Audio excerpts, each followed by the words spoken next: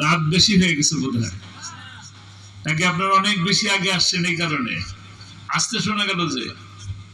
আমরা আরেকটু জোরে বলি আলহামদুলিল্লাহ। আল্লাহ কবুল করুন। সেই সাথে দোয়া করি এই দোয়ার অনুষ্ঠান, যে লক্ষ্য এবং উদ্দেশ্যকে সামনে নিয়ে আজকের এই অনুষ্ঠান, যে উম্মুল কুরা বাইতুল আমান জামে মসজিদ, এই মসজিদের মাধ্যমে এই এলাকাকে আল্লাহ তাআলা আবাদ করে দিন। এই মসজিদ সুন্দর একটি মসজিদ তৈরি হোক, যে মসজিদের মাধ্যমে এই এলাকাকে কোরআনের জন্য, দ্বীনের জন্য আল্লাহ তাআলা কবুল করে নিন। বিশেষ করে তাদাব্বুর কোরআন মাদ্রাসা এবং উম্মুল কুরা কলেজ, এই দুইটি প্রতিষ্ঠানই যেন আল্লাহ তাআলা কবুল করেন। এই প্রতিষ্ঠানের মাধ্যমে এই এলাকাকে আল্লাহ তাআলা আলোকিত করে দিন। আলোকিত মানুষ তৈরি করার যে প্রতিষ্ঠান তৈরি হচ্ছে, এই প্রতিষ্ঠান যেন আল্লাহ তাআলা কবুল করেন। এই প্রতিষ্ঠানের যত ধরনের অভাব থাকবে, অনটন থাকবে, যত ধরনের যে ধরনের জিনিস তৈরি করার চিন্তা থাকবে, সমস্ত কিছু যেন আল্লাহ তাআলা তার কুদরত দিয়ে পূরণ করে দিন।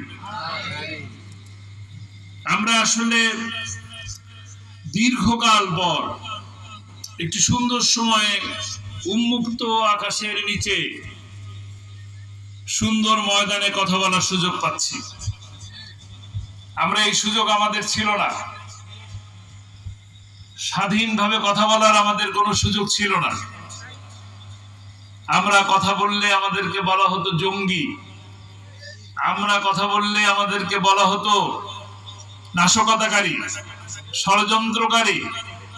এরকম একটি পরিবেশকে সামনে নিয়ে গত 16টা বছর গোটা বাংলাদেশের মানুষ জেলে গেছে, নির্যাতন স্বীকার করেছে, জুলুমের শিকার হয়েছে।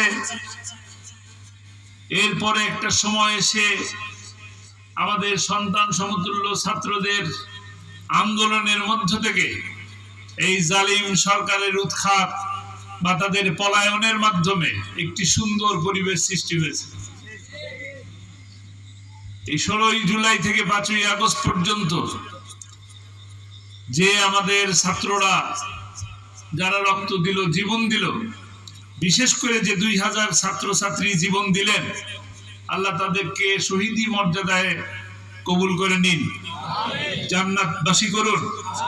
আর যারা প্রায় 40,000-এর মতন আমাদের সন্তানেরা এখনো পর্যন্ত আহত অবস্থায় বাসায় কিংবা হাসপাতালে